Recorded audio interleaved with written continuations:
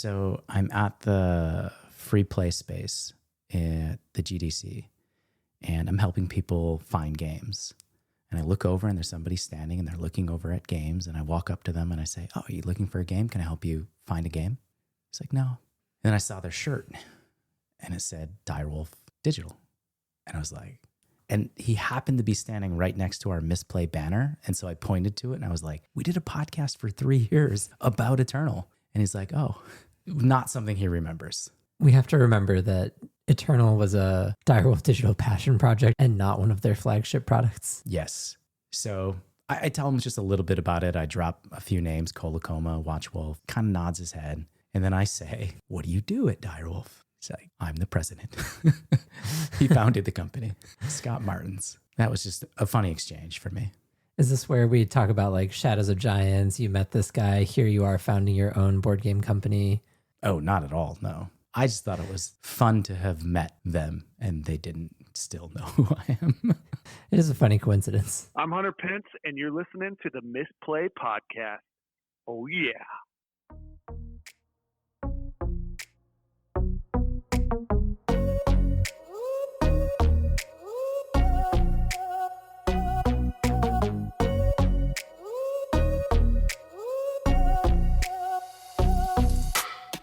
Hello, and welcome to the Misplay, where we play a tile from the board instead of the shared pool. My name is Mark. My name is Jason. Before you tell your story, Yes. I have done that one in playingcards.io. Did you catch it yourself or did whoever you're playing with? No, whoever I was playing with had to point it out. That's what happened today. So I am playtesting my game at the GDC. I've got somebody playing it for the first time. They've never seen it before. We're maybe 4 or 5 moves into the game. I look down at the board, my own game, Under One Sky, and I pick up a tile from the board, place it somewhere else, and then move another tile. And he's like, "Oh, I didn't know you could do that." And I'm like, "Do what?" He's like, "You can play a tile from the board?" And I'm like, I can't process it yet. I don't know what I've done wrong. And so they've got to explain it to me and say, you took the tile from the board and moved it and not from over here in the shared pool. And I'm like, "Oh, no, you can't do that." I just was not thinking. Funny to be corrected by a playtester who's playing the game for the first time. They have no confidence in me.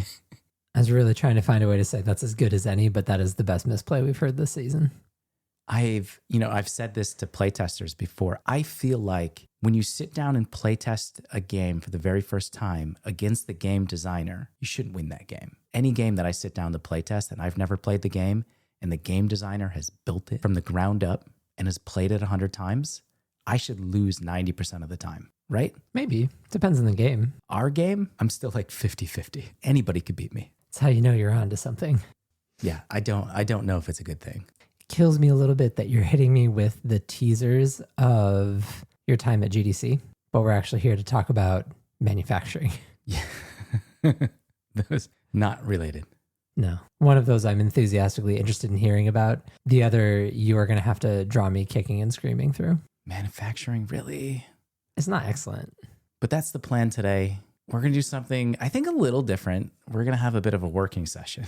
We're going to be talking about manufacturing, which is not Mark's favorite topic. Here's my attempt at manufacturing my enthusiasm for it. Well done. I'm excited.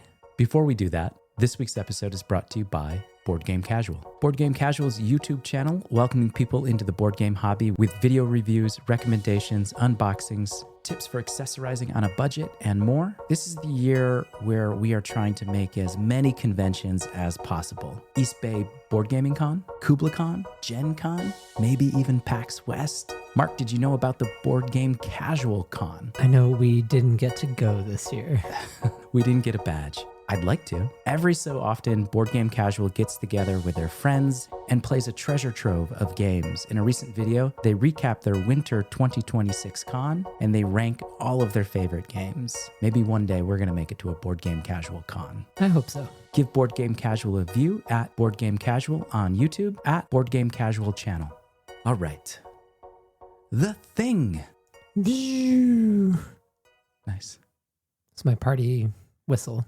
Yeah, no, it's a great bumper. manufacturing the fun. We're going to try.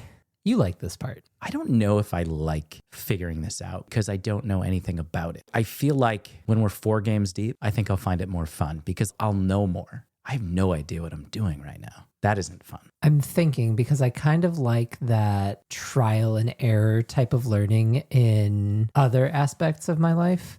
I find trial and error learning, that like not knowing what I'm doing, kind of fun when I'm thinking about rock climbing. I like the uncertainty of playing someone new in dance fighting. But I agree, in a process that's filled with the number of decisions that I think are going to be in making decisions about manufacturing, I feel overwhelmed. Let's start with what we are trying to get done is be able to tell the artist what parameters they have for creating the tile pieces. So for example, if our tile pieces are made on a cardboard punch out, I think you can get a lot more detail into the picture. If we're doing something like wooden tiles and we're just gonna have it like stamped, there's less detail in the picture unless you are putting like a sticker. And I think of Cascadia. Cascadia has a detailed picture of animals, but it feels kind of like a sticker on top of a wooden piece. That's already more choices than I had imagined for picking what the tiles are going to be. Oh no. So Mark and I have not talked about manufacturing that much. And today we're going to kind of figure out what we want and what we want to be able to tell the artists. We know that the main things that we have to figure out are, what are the tile pieces? What is the game board made out of? We had an episode where we went to the game parlor. We pulled out pieces. We looked at pieces. Since then, we've done some additional research and looked at other games. I think we have narrowed in where we want to be. We've narrowed in on a landing cost, and I think that's going to drive some of our decisions once we can say exactly what we want and ask a manufacturer for a quote. Landed cost, we want to be somewhere around $5. Going to $8, $9 is just, it's not going to work. We're not going to be able to sell the game for $40. I think we can get away with a $6 landed cost, and that's selling the game for $30. So I think the first thing that we have to talk about is the game board. And we got feedback on Discord as well. People weighed in, and I think a lot of people had said, I think you have to prioritize keeping the pieces locked when you rotate and move the board. You don't want pieces falling or sliding out. And I think they're right. So I think we're at a position where what we want is a punch board. We don't know exactly what size the box is yet. That's going to matter a great deal, but it's a 5x5 square. And inside of that are little punch outs where the tile and the piece is going to go. So the artwork is going to be the entire 6x6. Let's just call it a 6-inch by 6-inch square. The artwork is going to be like the background of a night sky. And then there'll be a punch out for the 5x5 grids. There'll be 25 little spots for you to put a tile to fit in. The question is, are they squares? Are they circles? We're leaning towards circle tiles, but what do we want the grid to look like? Doesn't the grid have, like, a grid by definition is a square or a rectangle? Is it? I don't know if that's true. I think you can make a grid of circles. They're going to make an array. They're going to make an array. So it's a grid. A grid is a rectangle. Think about Connect 4. Those are all circles. Yes, but they exist in a rectangular grid frame. Right.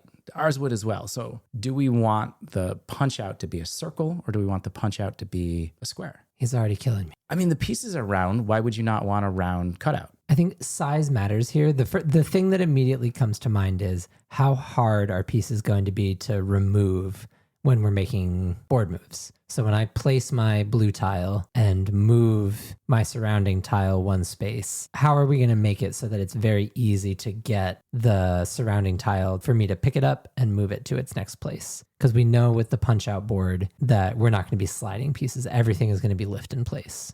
Right. And I think that was one of the reasons why we're leaning towards circles, is circles, they feel easier to pick up. They feel easier to get around. There's more, is it dead space around the punch out? If you put it in a square, if you fit circle to circle, you have like a lock key, and then it's harder to take out. It depends how much space. Imagine a 5x5 circle grid array, and all of the circles were touching each other. That would be difficult. Separate the circles by 2 inches. That's too far, but you'd have lots of space, no matter how tight that circle is. So I think there's some balance between how close they are, because I don't think you have to have, because we talked about having a punch out and then a piece and then lots of space around it, but you could make it pretty much exact if you just allowed more space left or right for the next tile, up, down as well. It's hard for me to picture, but I think I know what you're saying. I'm going to get paper. We're working today. Now, what's great about drawing this for you is how great that translates for our podcast audience.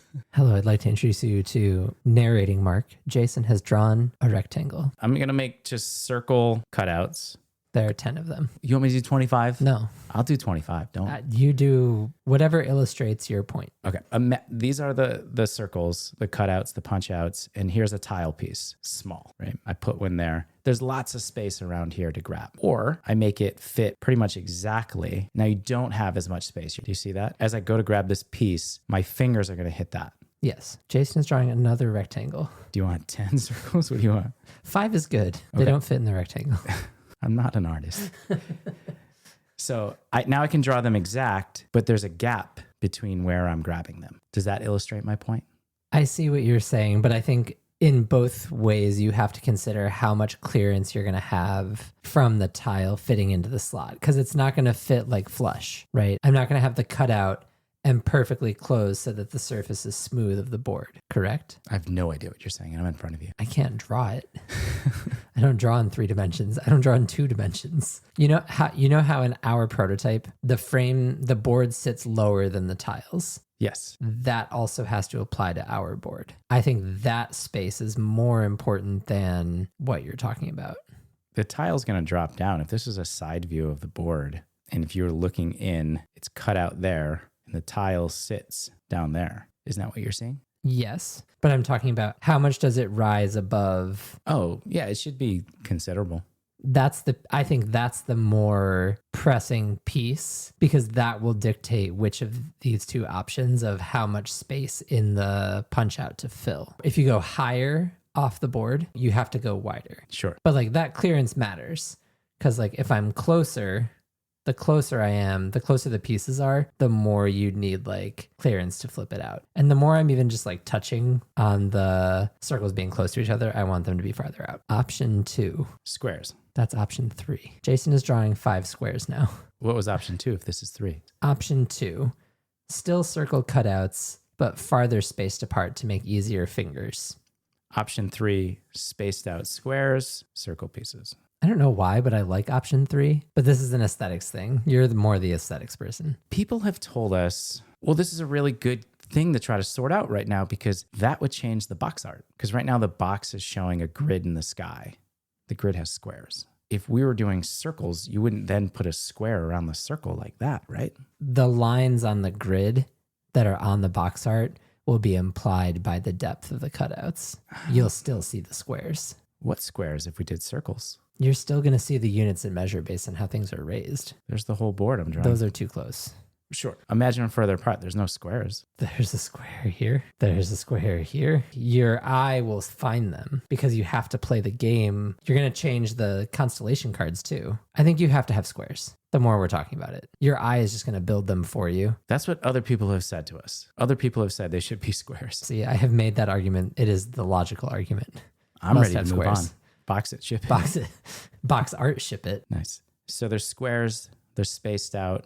We have circles that go inside of them. Now, circles don't. A circle in a circle cutout would, your eyes, would hold better. It would, if it got moved around and rotated, there's less dead space around it. A circle in a square can move around if it's not flush and touching the sides. Is that okay? They're not going to misplace themselves. Like when we were at Game Parlor and we were wiggling boards, we were seeing pieces move in a way where the location of the tile that we would put down would be obscured by that kind of drift. In this, it's still just going to drift within its slot. There might be some dimension management that we have to find where pieces will fit and be able to like drift comfortably in their slot. But I don't think you're going to lose the position of the tile that you placed. Let me ask you the question. At least one member of our audience is listening and going, why are you making circles? Why don't you just make squares that go in squares? Stars aren't inherently round, right?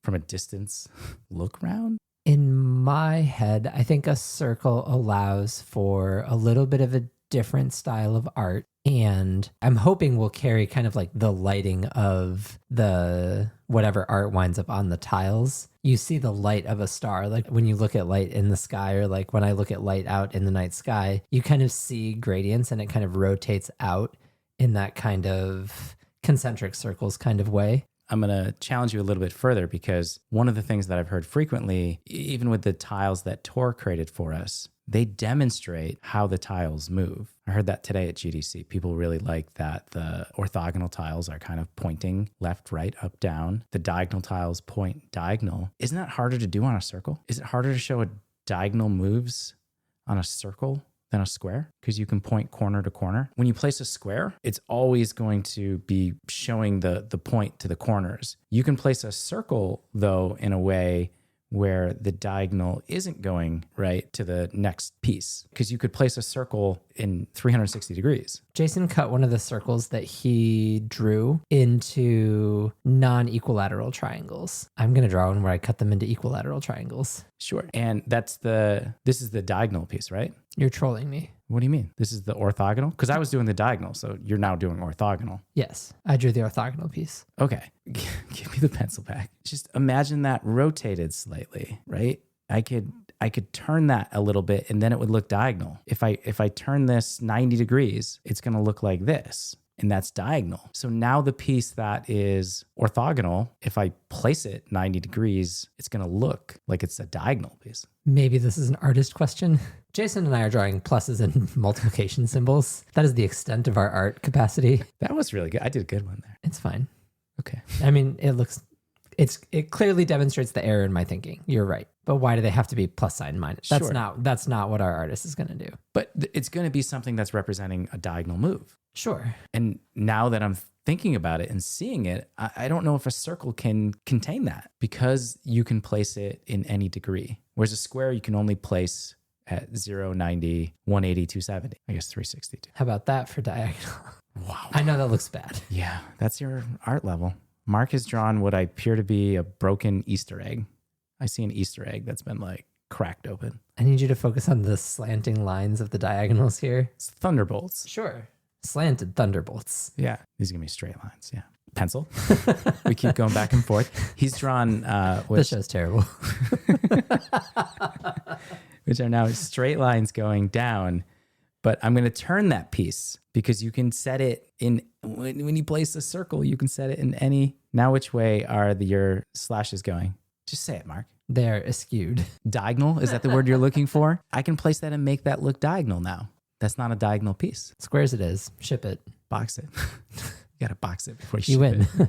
No, I don't like that. I don't mean in like this is a confrontation of like it has to be my way. Right. I mean, you are demonstrating things where I think my thinking is not correct. What was my thinking too? I came into this 100%. These were circle pieces. If I was putting a quote out to a manufacturer, circle pieces. But in just sitting down here with paper and playing around with this, I'm seeing, I don't know if circles can work. You're right. There might be an art answer. It's something that we can go to other Mark and say, what do you think? Circle punch out square tiles. Option 4. I don't really want, well, don't imagine that. Wait. No. Oh no. Wait. No. Good. Why don't you like it? A circle with how would you'd have to make it a big circle to put a square in it. There's a lot of dead space. Makes it easy to pick up, preserves directionality. And I actually think this looks more like a star. A circle? A square in a circle. A square in a circle looks more like a star than a square in a square. I think the star is just on the tile. So you're a no on the square in a circle. I'm a hard no at the moment. Yeah. If we saw it in a physical space and if there's a game we can find where squares go in circles. Don't you just like 3D print the proof of concept for yourself? Yeah. You could do something like that. Where does that leave us then? We have to go back to circle in a square or circle in a circle or square in a square? Square in a square. That's where I'm leaning based on what we talked about, because you can't clearly show how a tile moves with a circle piece because it can be placed in different degrees. I think I can get behind that if the primary weight carrier of how you're getting across the star in the game is just the art on the tiles, then the shape really doesn't matter, and we should choose the one that's most efficient or functional for the board and the design of the tiles. And I've heard from multiple people that they really like that they don't have to reference the rules and they can look at the tile as a reminder for how it moves. Gameplay is always paramount over aesthetic. We spent more time on this than I thought we were. But this is great. This is like, we don't have enough of these moments where we sit down and really talk about this. So for now, let's say square boards, square pieces, square cutouts. Boom. What are we making them out of? We were coming into this with two options. I'm ready. Cardboard, like thick cardboard, or wooden pieces. I feel like this is one of those things where I say something and then you're like, landed cost. Okay. So I'm going to get ahead of that. Okay. Why would we not go to a manufacturer and say, here's our components list for our game. Here's our desired landed cost. What are the wood and cardboard options? Because we've talked about it in brief before that we're going to try to avoid plastics. In wood and cardboard options, what are the options available to us that would fit the need of what we're designing here for the tiles and meet our landed cost? Or are there other... I still really like the idea of the glass marble. Landed cost. But we haven't asked a manufacturer. Sure. Yeah, I wonder how much... I mean, there must be people... This is a goal before our next episode. Let's understand who does that. There must be people at Long Pack. There must be people at Panda that we can reach out to and say, we're building a board game. This is what we're thinking. Can you give us a rough idea of where cost is going to be? I don't know if I can go to them and say, build my board game. Pick out all of our pieces for us. No, that's not what I'm saying to do, though. I'm saying we want square board, square tile. What would be the quote for that components list with wood piece, cardboard piece, glass piece, marble piece, whatever? I don't think that's an unrealistic ask. We have to talk more about what you mean by marble, for sure, and glass. But I imagine you're right. We should ask. One of the things that isn't affected by that cost is shipping cost afterwards, because those pieces are going to be heavier. Maybe there's light glass. Maybe there's light acrylic. You said no plastics. Acrylic's plastic, right? Yep. None of that. So it's more than just cost. It ends up affecting shipping costs too, because we need the weight. So it's a combination of cost and weight. I think I remember hearing somewhere like, keep your game under 1 pound. Like the box is like half a pound though. No game weighs under 1 pound. I don't believe that's true. Cascadia weighs more than a pound. Quick search. Small card games fall under a pound. Most typical light family games are somewhere between 2 and 4 pounds. I forget the number I heard before, but it was some number we should stay under. I should find that number. We should find that number. For shipping. Catan is roughly 2.5 pounds. You would think that would be more. It's a bigger box. But all the pieces are soft. So yes, we have to go to them. We have to ask for a little bit of help. We have to ask for different quotes. But we still have to understand the art that's going to go on top of the tile. If it's cardboard, it can be different than the wood piece. Glass, or it's not going to have any, right? It's just going to be a color. Well, I think then you invest more in the board art. Sure. We had some of our community members in Discord talk about games that use little glass or marble pieces. Then you would make the art kind of pop out when you put the piece on top of it, which could look cool. I don't know. Like, this is what I talked about before. This isn't fun because I have no idea like what's possible within our cost and our budget. I bet there's really unique things that we could do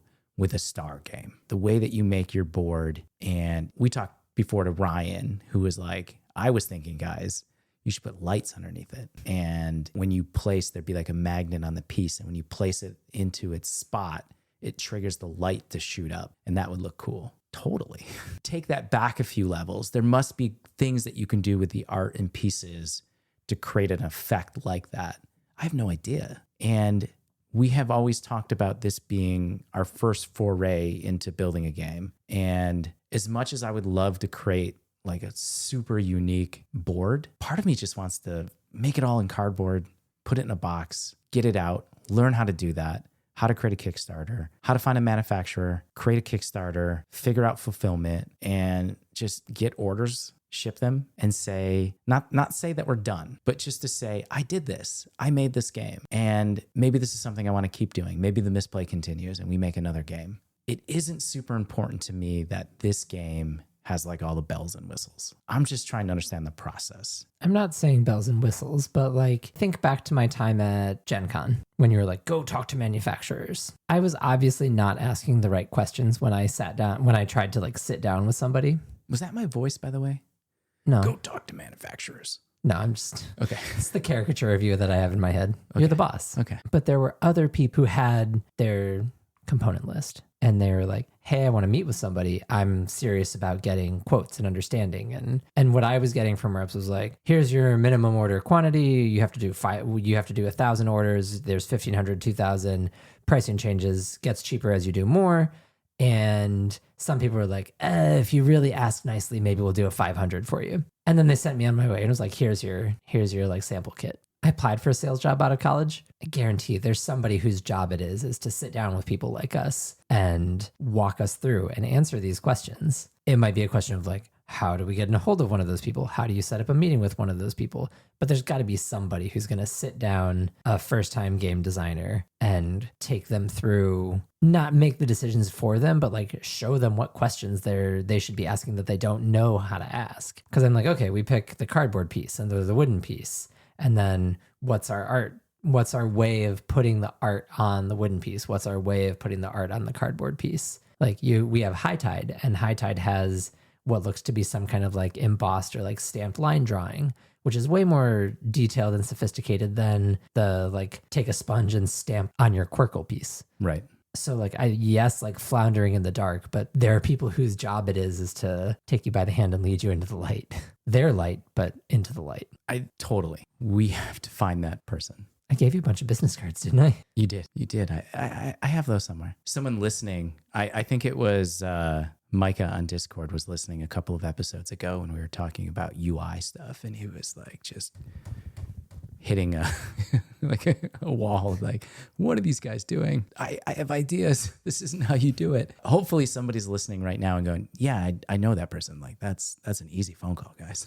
Or like just go to next time we're at a Golden Gate Game Makers event. There are plenty of people who have games. There are people that we've had on the show that you could ask that question to. Yeah. Who do I talk to? I like your thinking. Going back to the actual piece though, between cardboard, wood, and some other marble, glass, I'm still team keep the cost down. So I would probably choose cardboard punch out, thick cardboard punch out. Then I would say if wooden is close, wooden's going to have a nice feel. There's a world where I like the heavy cardboard better than wood if it's close. If you think about the night cage, I think we both really like the printing and how those pieces felt. They got to be thicker to fit inside a cutout. So we'd want them thicker, but like the quality of the art on them was good. Yeah, I wonder how the thickness on cardboard would, depending on how thick you go, right? How will that hold up over time? Because I'm like, I do like the idea of like a little bit of a heavier piece, which probably the cardboard is a less expensive option because I really don't enjoy that wood that feels like air. Yeah, I mean, wood's going to hold up better than cardboard. Cardboard is going to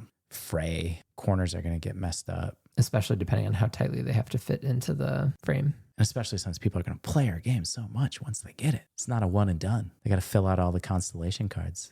There you go. You found a way to gimmick people into playing the game 9 times. Have we cut the standee yet? I'm still team anti-standee. You can't cut the standee. I know you're really looking out for landed cost at the moment, but it's not going to add much. I don't want to have to keep looking at the star chart because what you're saying is you look down at your constellation, you get your card, and then you just put it face down and you don't have to look at it again. Or if you do want to look at it again, you pick it up and you look at it. Whereas a standee just lets you keep it up all the time. We have seen it knocked over in playtests, especially since the ones that we have are just cheaply 3D printed and there's not a lot of weight to it.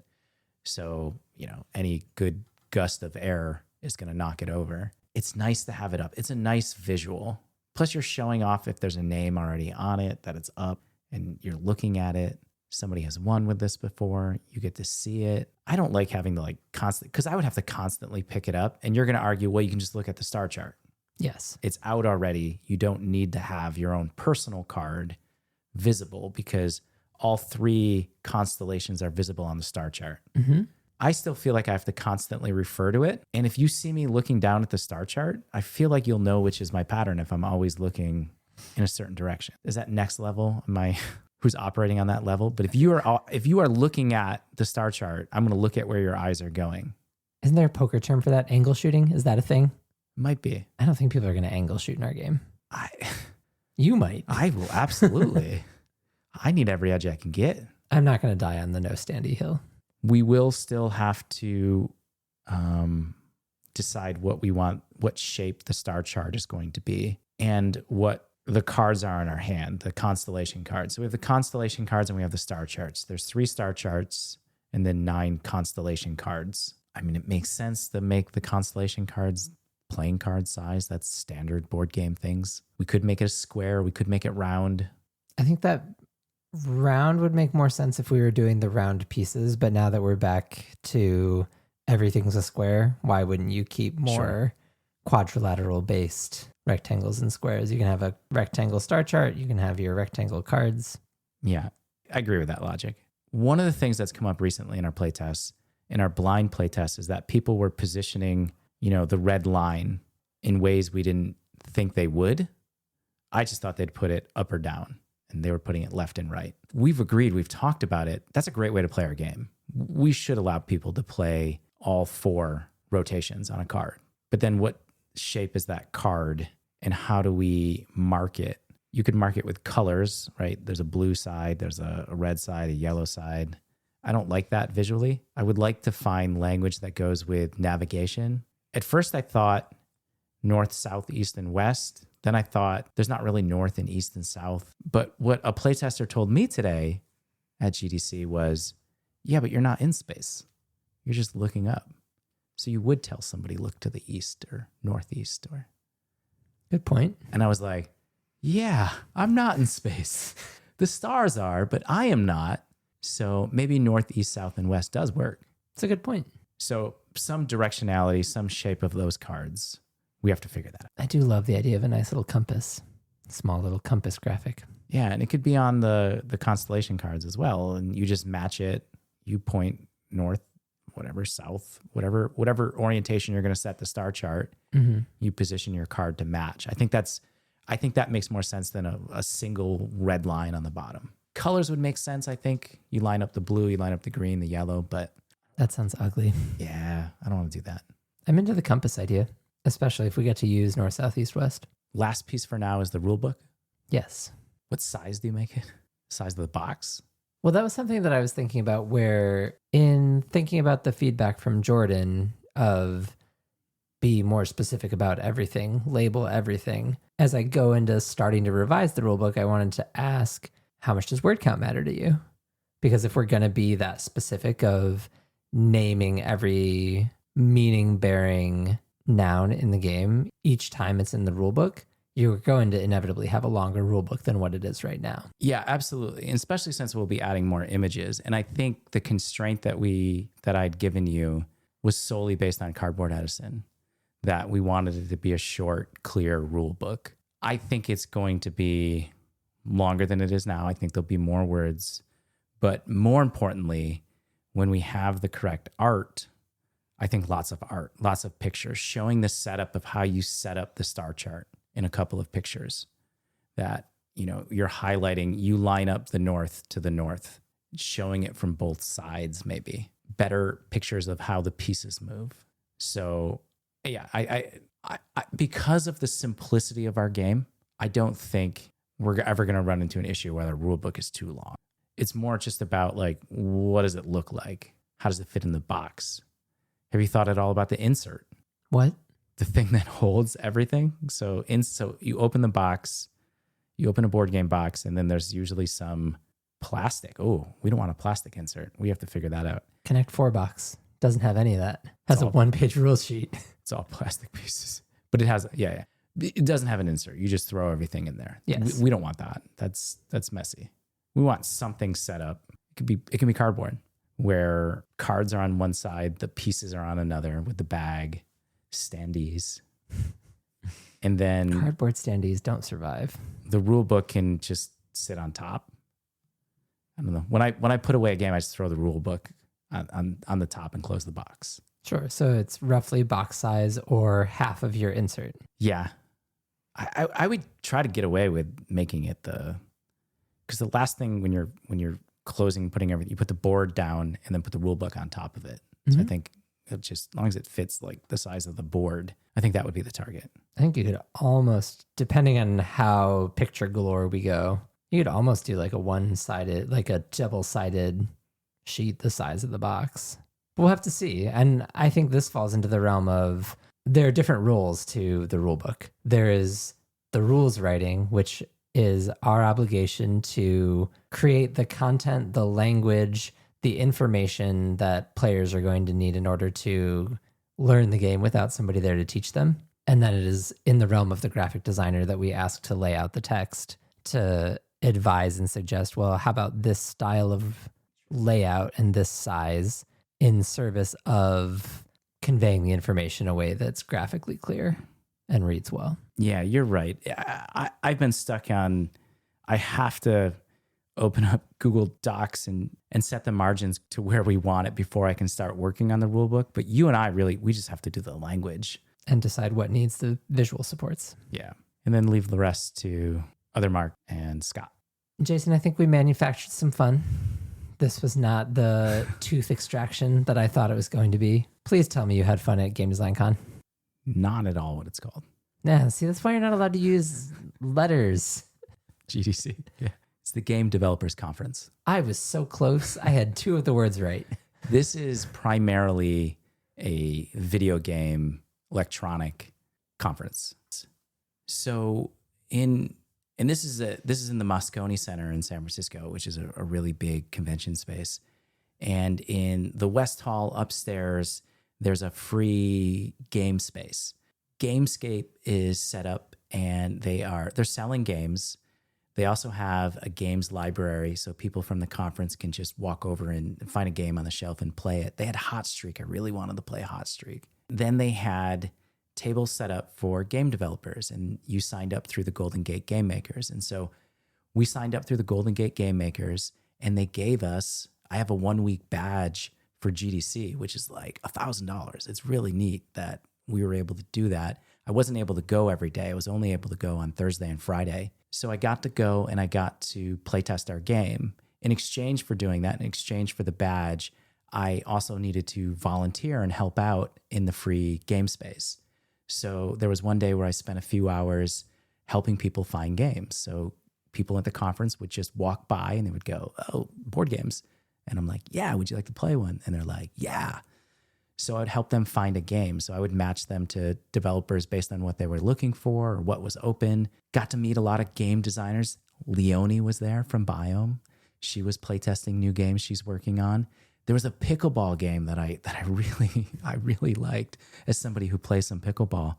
And the designer for that game gave me such a great quote because there was just constantly people walking into the play space. And I was always setting people down, like, "Oh, go try this game." And as soon as that game ended, 45 minutes after their debrief, as soon as those 4 people stood up, I had 4 more ready to go to sit down. And at one point I said, "Man, you have not taken a break yet.